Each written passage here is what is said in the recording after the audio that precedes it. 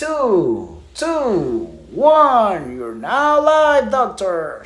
Hello everybody, thank you for joining us. It's Dr. Garrett Wegerif here at Pure Plastic Surgery. Typically we do Thursday Thoughts. I was busy yesterday, so we're doing a TGIF version.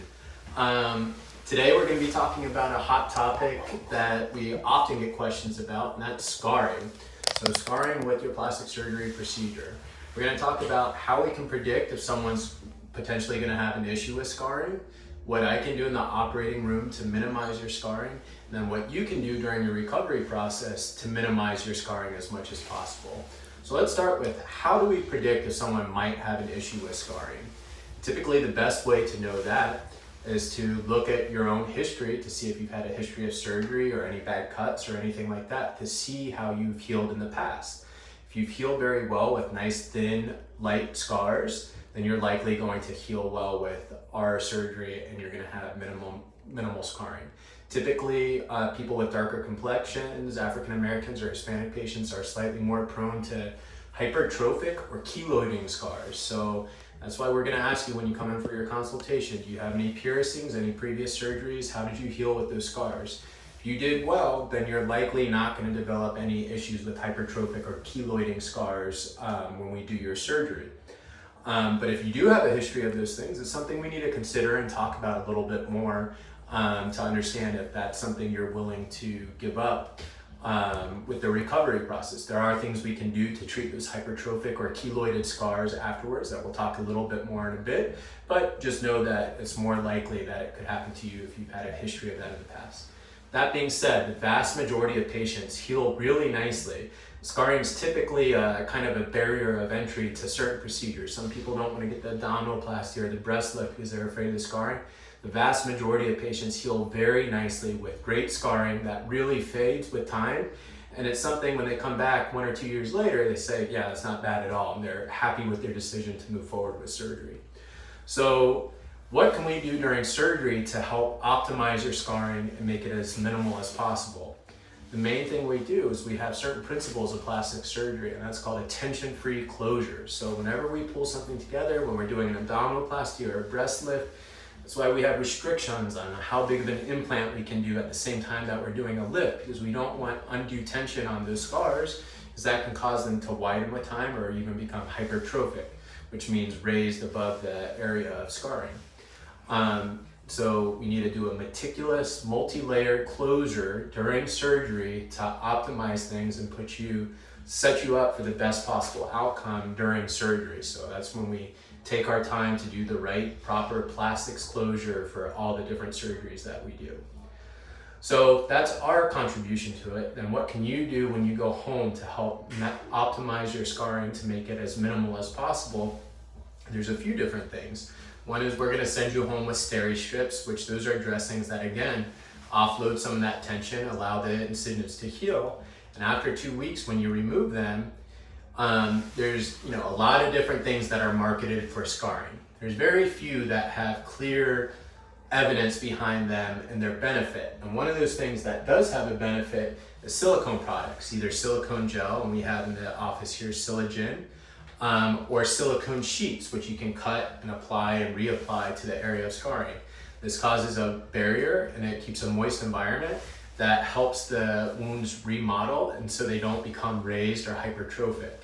Another thing you need to do after surgery is you need to protect those incisions from sun exposure. UV light can cause pigmentation that will last a long time or maybe even not go away. So that's always a big deal.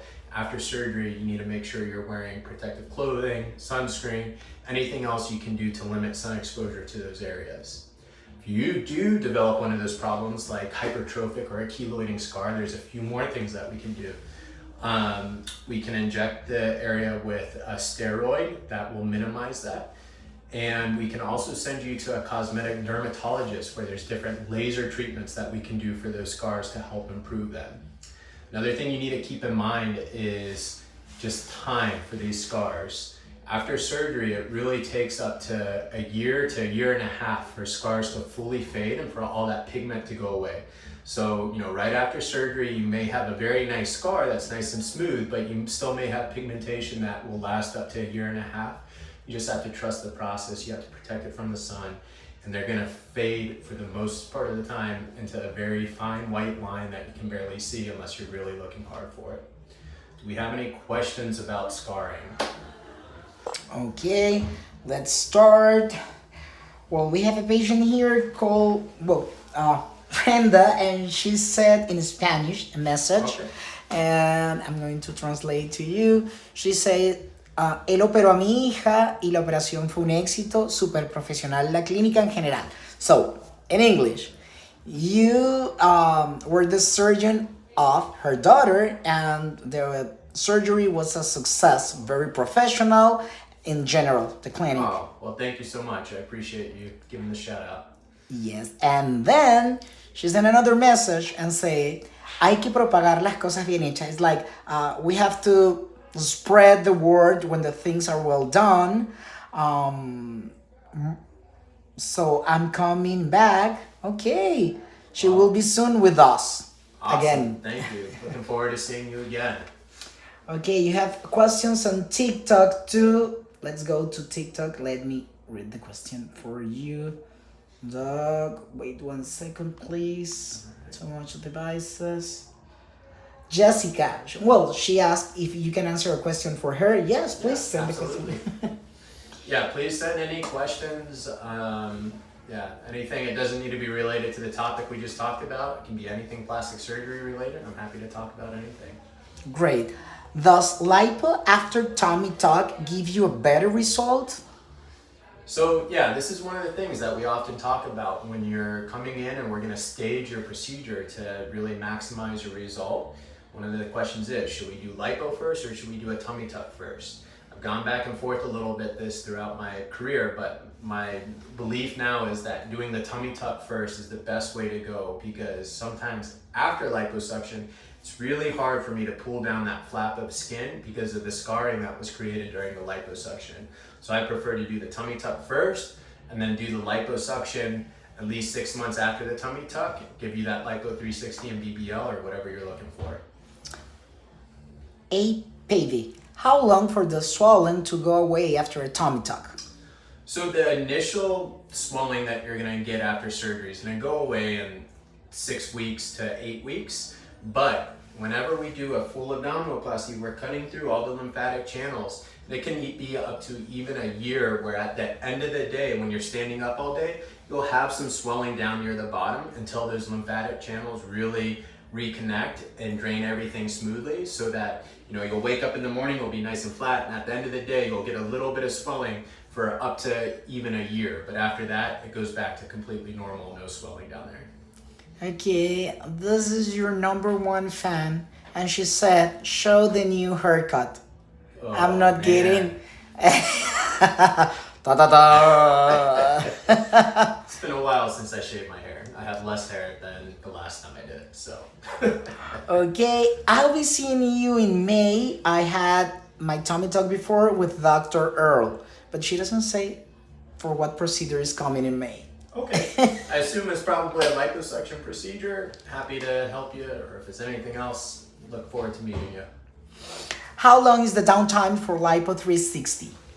So Lipo 360, we talk about downtime from time away from work. You'll want to plan on about 2 weeks away from work, but the actual total downtime and recovery time when you're getting your massages and wearing your garments is 8 to 12 weeks.